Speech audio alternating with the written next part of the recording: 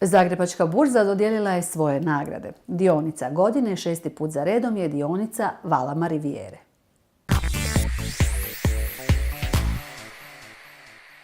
Odbor za nagrade Zagrebačke burze donio je odluku o nagrađenima u ukupno 7 kategorija, razmatrajući objektivne statističke kriterije, ali i ukupan doprinos edukaciji i razvoju domaćeg tržišta kapitala. Poslovanje na burzi ovu godinu obilježio je, kao i cjelokupno gospodarstvo, Agrokor i događanja vezana uz tu tvrtku. To se odrazilo i na Zagrebačku burzu. Vi znate da su prvo prometi bili vrlo veliki. Nakon toga smo imali obustavu sa 8 dionica uvrštenih na naše tržište nekih 8 mjeseci. I sve ovo je rezultiralo time da imamo više manje isti promet kao i prošle godine. S time da je bilo nešto manje blok prometa, a više od oko 30% prometa samim dionicama.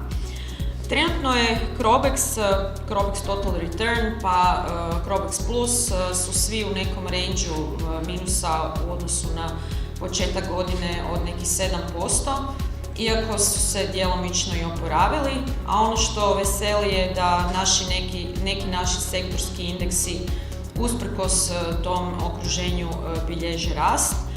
Tu prvenstveno mislim na Crobex Transport koji je 20% u plusu i Crobex Turist, veliku zvijezdu Zagrebačke burze, koji je oko 13% u plusu. Nagradu za dionicu s najvećim prometom odnijela je dionica Valama Rivijere. Atlantska plovidba je ostvarila najveći rast cijene među dionicama na Zagrebačkoj burzi, a nagradu za najveći porast prometa dobila je dionica Arena Hospitality grupe.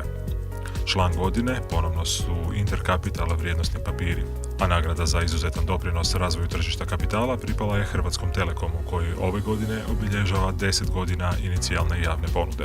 Udruga društva za upravljanje mirovinskim fondovima i mirovinskim osiguravajućim društvima primila je nagradu Akademije Zagrebačke burze za izuzetan doprinos edukaciji o tržištu kapitala za projekt Financije za svakoga. Taj edukacijski projekt proveden je u suradnji s Native Ed studijem Hanza Medije i Zagrebačkim ekonomskim fakultetom.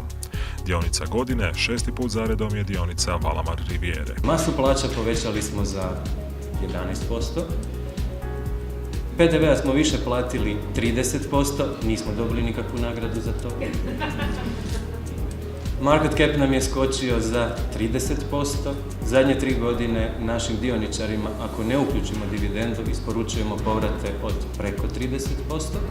A imamo još onu kategoriju, ako se sjećate mog govora od prošle godine, to je kategorija tko želi biti milijunaš. Na to smo jako ponosni. Ove godine smo broj milijunaša privatnih investitora u Valama Rivijeru povećali za 106%.